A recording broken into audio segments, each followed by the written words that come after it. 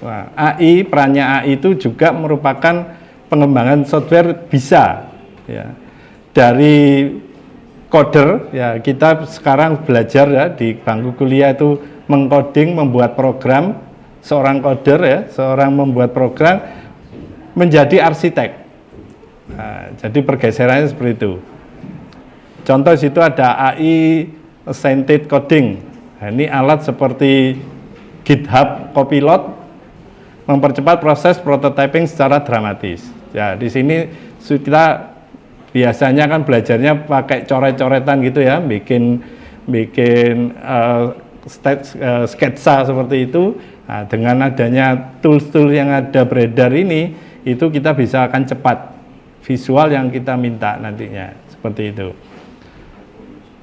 Juga bisa otomasi UI UX. Nah, ini menghasilkan antarmuka personal berdasarkan perilaku pengguna secara dinamis. Nah, nanti kita tinggal memberikan clue-nya saja, menyuruh tool AI supaya bisa memberikan UI dan UX-nya. Nanti ada contohnya ya, nanti ada contohnya bagaimana cara membuatnya secara cepat, dan itu mendukung mata kuliah kita. Ya memang tujuannya seperti itu. Jadi kita belajar AI ini enggak sebagai pengganti, tapi sebagai mitra untuk mendukung pengetahuan kita.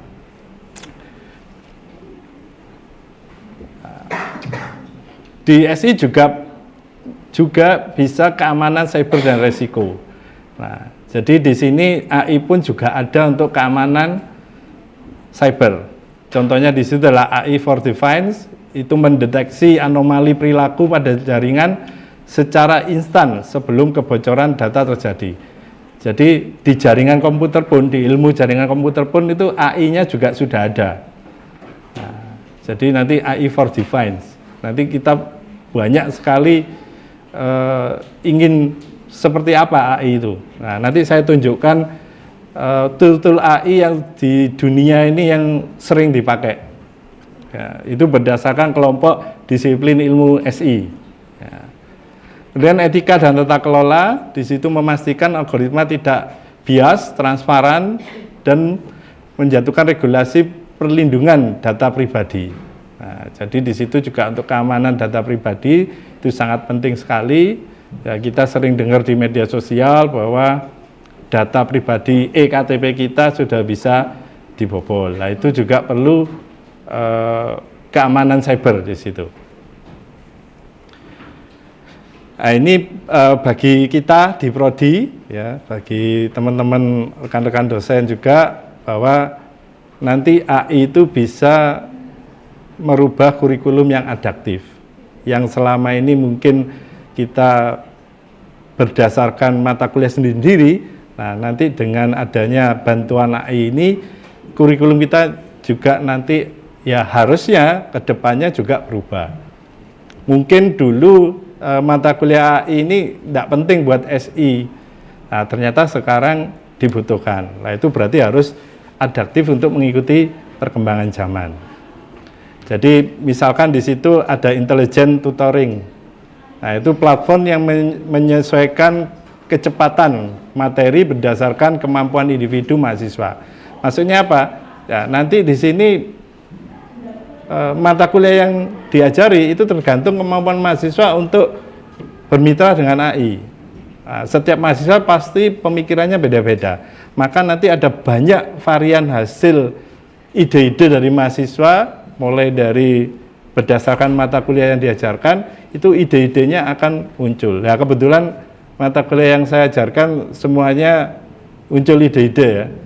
Mulai dari pengembangan proyek sistem informasi, kemudian ada rekayasa perangkat lunak, ada analisis dan perancangan sistem. Semuanya itu membutuhkan ide-ide yang bisa digunakan untuk masa depan. Nah, itu setiap saya ngajar pasti yang ide yang baru. Nah, jangan kita bikin perpus saja lah, kan sudah lama itu. Perpusnya yang sekarang seperti apa lah, itu kita bisa bermitra dengan AI. Nah, nanti saya tunjukkan ada contoh perpus yang desainnya itu dari AI.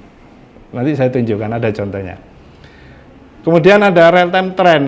Jadi kita lihat ya, kalau kita pakai handphone, smartphone, setiap hari, hampir setiap hari atau setiap minggu itu muncul tool AI yang baru.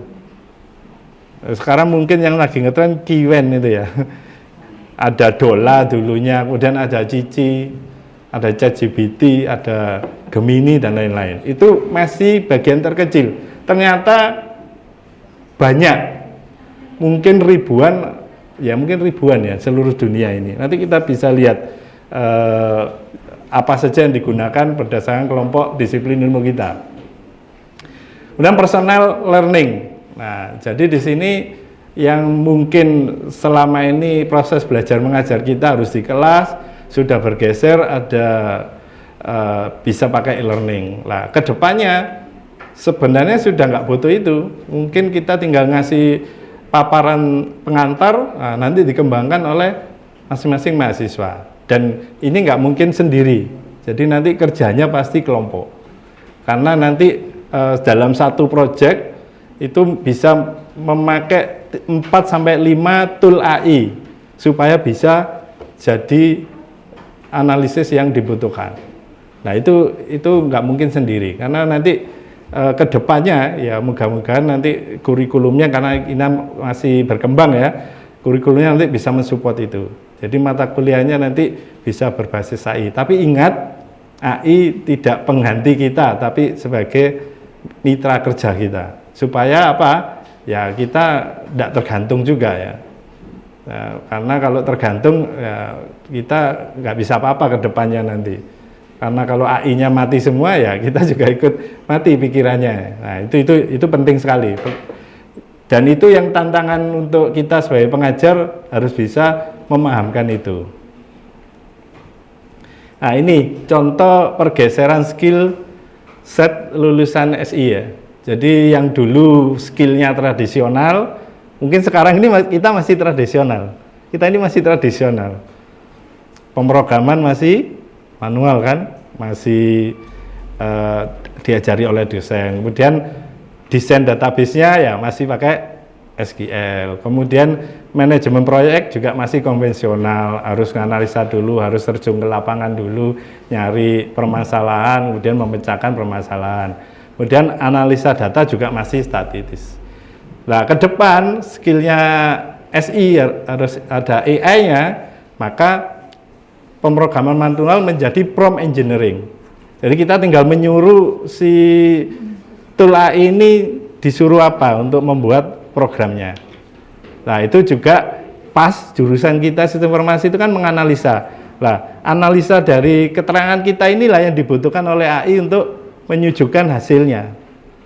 Nah, ini pas sebenarnya. Jadi kita sudah belajar analisis sejak mulai semester 1 sampai semester 8 nantinya itu pas. Cuman ingat, ini sebagai mitra ya, bukan pengganti Anda. Nanti kalau pengganti Anda nanti nggak bisa ditanyain apa-apa, nggak bisa nanti.